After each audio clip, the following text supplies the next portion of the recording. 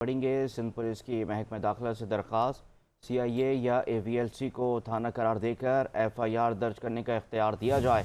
Karachi police ने भी हिमायत कर दी है। इस बारे में मज़ीद तफसीलात जानते हैं हमारे नुमाइंदे शकील नाइज से। शकील नाइज, बताइएगा मज़ीद क्या तफसीलात हैं इस हवाले से।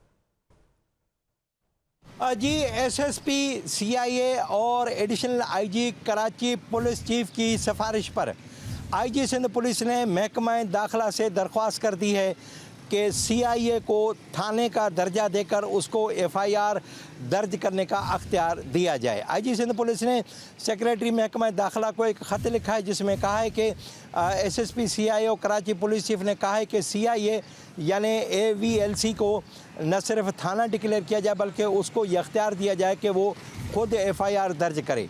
महकमा दाखिला ने इस लेटर लेने के बाद कानूनी माहिरीन से भी मशवरा शुरू कर दिया है और जो पुलिस रूल्स हैं उसका भी जायज़ा लेना शुरू कर दिया ताकि इस बारे में एक ठोस फैसला किया जा सके, ताकि CIA सेंटर को थाना डिक्लेयर किया जाए या ना किया जाए, या उसको FIR दर्ज करने का अख्तियार दिया जाए या ना दिया जाए, इसके बारे में एक हफ़्ते के अंदर फैसला मुतवक्का है।